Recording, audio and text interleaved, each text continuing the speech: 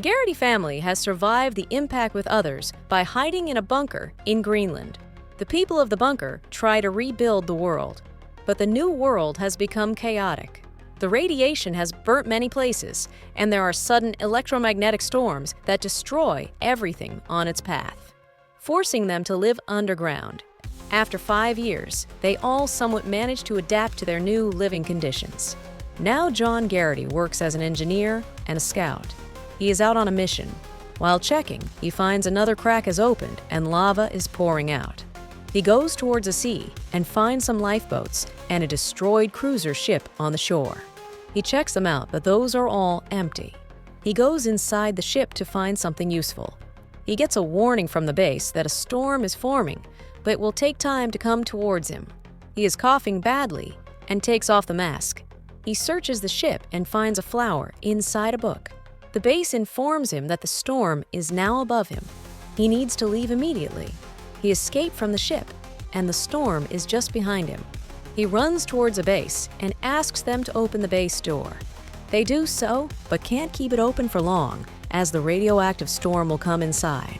He tells them to close it. He will make it and jump into the closing door before the storm catches up. His wife, Allison, has become a leader on the base. They are on meeting where Adam, one of the leaders, informs them that they are already low on supplies. He hopes that they can try planting outside next year. But Dr. Amina says that it won't be possible. They need to leave the base in the year, as it's not sustainable anymore. But Canada and the USA are destroyed. Iceland is also gone. Allison says she heard that Western Europe is somewhat safe, as there are fewer storms. But she is reminded that there is still radiation present. Even a small amount of radiation is harmful in the long term. Someone asks about crater. Dr. Amina explains that the main comet part, Clark, which fell on Western Europe, formed a big crater. With her other colleagues, she estimated that the mountains formed by it and the depth of the crater are keeping the radioactive winds away, making it the best place to flourish new lives. But the general says that it is very far from Greenland, and there is also news of fierce fighting happening in Europe. After the meeting, John goes to meet with a psychiatrist. He asks him how he is managing the new way of life. John says he is now used to it. He tells him to be open with his partner about everything. Suddenly, the bunker starts to shake. After some time, it stopped. The general told him not worry. The bunker has survived Clark's impact. They can survive an earthquake too. Allison then asks about the distress signal they received. But Adam says they can't take any people. It's already full. But Allison doesn't want to abandon them and asks to put the decision to a vote. The majority voted for the rescue. The general says they will send a rescue team tomorrow. Allison and John's son, Nathan, is attending school in the bunker. He has grown an interest in stars. The teacher informed that Samler part of the comet is still stuck on Earth gravitational field, and they formed a ring around Earth. John is fixing the water pipeline system with his friend. They are able to fix the line and are very happy about it. Allison and her son come to the community hall, and they meet with John. John gives her the flower he found on the ship. Allison is worried about his scout mission as he is getting exposed to the radiation. But acknowledging his effort, she thanks him. They then talk to their son, and Allison informed him that Nathan was caught outside. His father scolds him, saying it's not safe outside, but annoyed that he asks permission to leave. Allison says that he is becoming just like his father, always going out even though it's not safe. To enjoy the rest of the night, they dance for a bit. Nathan went outside to watch the stars. He has made holes in his sheet with star constellations. The next morning, a team goes out for the rescue mission. Leaders and the military are supervising the mission.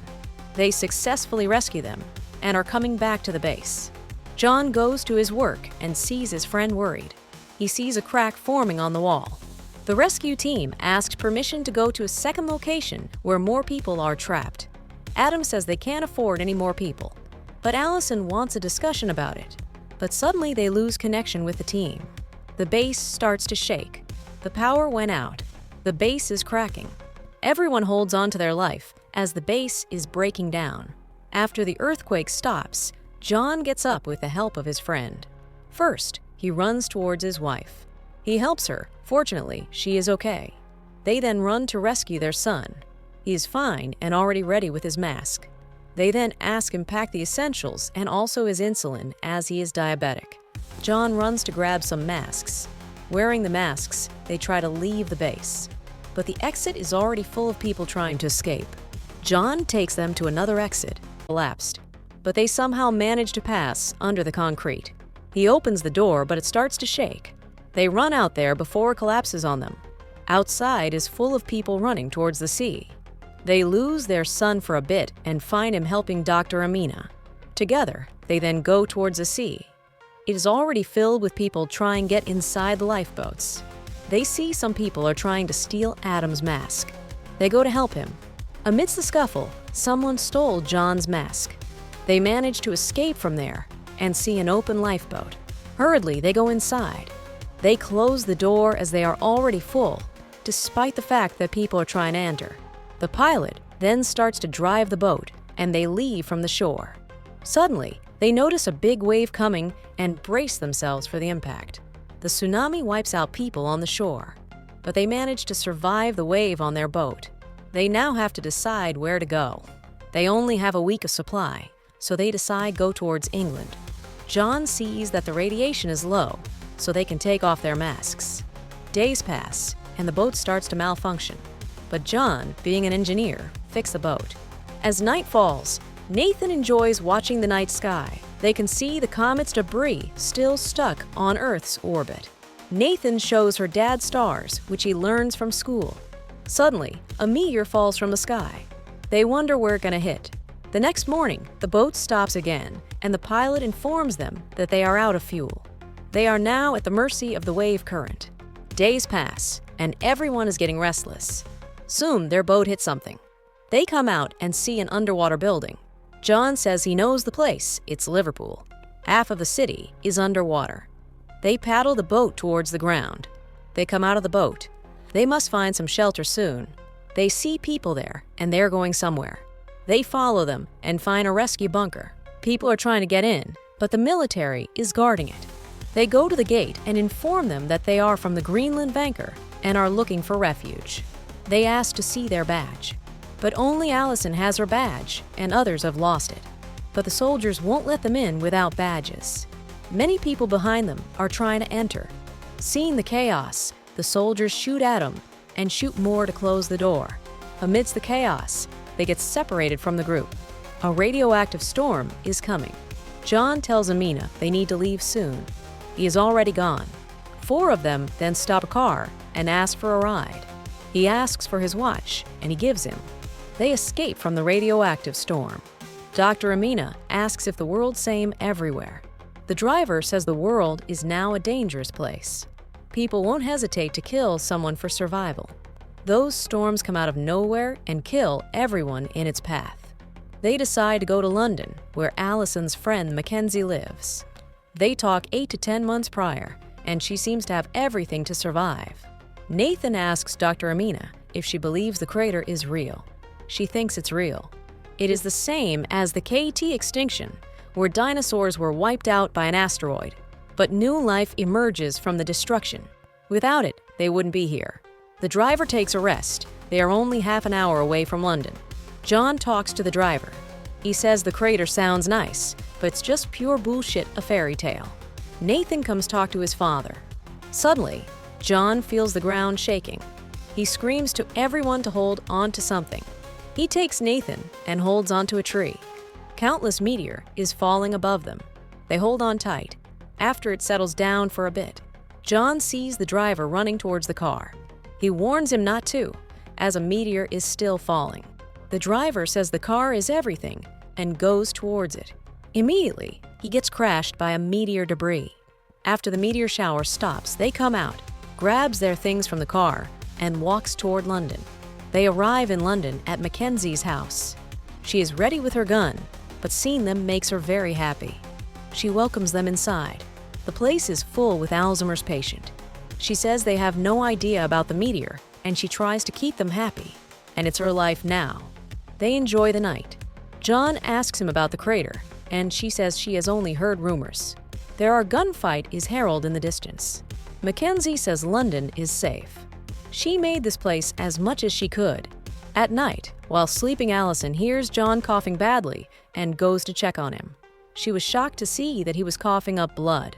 He then reveals that working as a scout in radioactive air has affected him. He actually has 6 weeks to live. He doesn't want them to worry about. Allison says this is a hospital and they can treat him. But he doesn't want to die here. They should go to the crater. He wants to spend the last few days helping them go to a safe place. He wants to give his son a better life. The next day, they prepare to leave. Mackenzie has given them a car and a few supplies. She gives them a gun to go to Dover. From there, they need a boat to cross the English Channel. It's a long car ride, so they start to play some car games to pass the time. Suddenly, Amina gets shocked. Someone is shooting at them to grab their car. They get out, and John grabs the gun, shooting them back. One tries to sneak from behind, but John shoots him down. He is out of ammo, and a guy is coming in, so Allison shoots with the dead guy's gun. They then check on Nathan, who is okay, but Amina is gone. They buried her in the ground. John says some words to give her a proper burial. He asks why they pray for the dead. John says it's good luck for their afterlife. After driving a few more hours, they arrive at the English Channel, but they are shocked to see that the whole sea is gone. It's the total land from Britain to France. On the positive side, they don't need to leave the car. They then drive towards France. After driving for a few hours, they see that all the cars are stopped in front of them because of a big canyon ad. They leave the car and go in front. Survivors have made a bridge to cross the canyon. They come in front of the bridge, but Nathan is afraid to cross. John asks him to be brave. They starts to cross the narrow bridge. It's very windy and scary. Suddenly, a gust of wind comes, but they hold on to it somehow. They manage to cross the bridge to the middle platform, but they still have to cross a few more. Suddenly, the ground starts shaking. They need to cross it as soon as possible. They crawl on a ladder bridge to cross. When they are in the middle, another earthquake comes. They hold on tight. The rope bridge breaks, and many people fall in. The bridge ladder is also shaking. One guy tries to run back, but the path is blocked. Seeing their bridge about to fall, he jumps onto their bridge, getting Nathan. Nathan hangs on the ladder. John helps his son to get back. The platform is collapsing. They hurry up and manage to go to the other side. The whole thing collapsed into the canyon. They walk towards France. They can't tell if they arrived in France or not, as everything is destroyed. Suddenly, a man points a gun at them. John introduced themselves and says they mean no harm. They just want to go to a crater. The man lowers his gun and shakes their hand. He then asks them to come with him. He takes them to an abandoned mill in Calais. He has made this his home. He used solar power for electricity. They filter the radioactive air as much as they can. He introduced them to his wife and his daughter, Camelia. His wife is paralyzed and can't talk, a toll of the radioactive air. They then have some food. The man asks why they want to go to crater. John says they hear it's the promised land, humanity's last hope. He says the place is very dangerous. The Western Alliance, with the remnants of the French army, defends the place against the Eastern Alliance, which wants to take the resources of crater. The whole place is a war zone, impossible to pass. At night, Camilla shows Nathan his room, and he shows her his blanket where he drew the stars. Allison asks John what his father told him privately when they were leaving for the bunker. He reveals that he made him promise to protect her and Nathan. The next morning, the French guy gives them a map and tells them the way to avoid the war. It will be difficult, but when they arrive at the Western Alliance base, he should ask for Commander Janet and show him the picture. He and Janet were friends. He will help them to go to the crater. He then asks him to take his daughter with them. She should be stuck there with them. She deserves a better life. Allison, who heard their conversation, says they will take her to the crater safely. Camilla bids a heartfelt farewell to her parents. They then leave for crater. They take a rest and play some family games. When some soldiers spot them, the soldiers are from the Western Alliance. In French, they inform them that the place is restricted to civilians. As others are confused, Camilla, in French, tells the soldiers that they are looking for Commander Janet, who is her father's friend, and promise them to take them to the crater. They say it is impossible to pass. John then asks for their help. At night, a soldier takes them through the war zone. Western and Eastern Alliance are fighting fiercely for prey. The soldier tells them to keep their head down. They manage to go to the bunker dug by the Western Alliance. After crossing countless bodies, the soldiers take them to a truck and leave them at a base camp, where Commander Janet is stationed. Camila says that those mountains are new. That means the crater is just behind those mountains. They see that many civilians are waiting to go to the crater. John goes to talk to the person in charge. He asks about Commander Janet, showing the picture. The soldier shows him the dead body of Commander Janet. They ask for the way to the crater. He says they can't help them and orders them to leave. But John pleads with the soldiers, says that he is a dying man and just wants to take his family to crater. The soldier tells his subordinate to make room for them in the bus. They get on the bus and finally leave for the crater. This is attacked by the bandits. They take out the guards.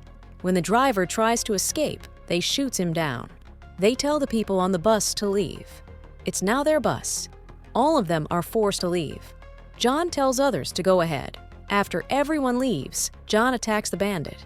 His friend tries to help, but others take him down. There are 2 gunshots heard from the bus. John comes out alive, but he has been shot. They tend to him. Everyone enters, and Allison drives the bus. After some distance, the bus is unable to go up, so they come down and decide to climb on foot. With the help of others, John climbs up the mountains. At the peak, they see the Big Impact Crater Clark. It is exactly what they heard. With fertile farmland, fresh water, and clear sky free from the radioactive air. Seeing the scene, John asks them to take a rest. John is very happy that they made it. He then collapsed on the ground.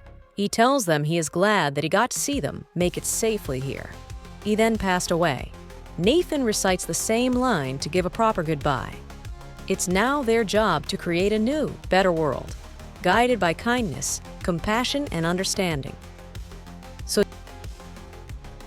Please subscribe our channel and hit on bell icon. Hope you are enjoying. Thanks for watching and don't forget to subscribe.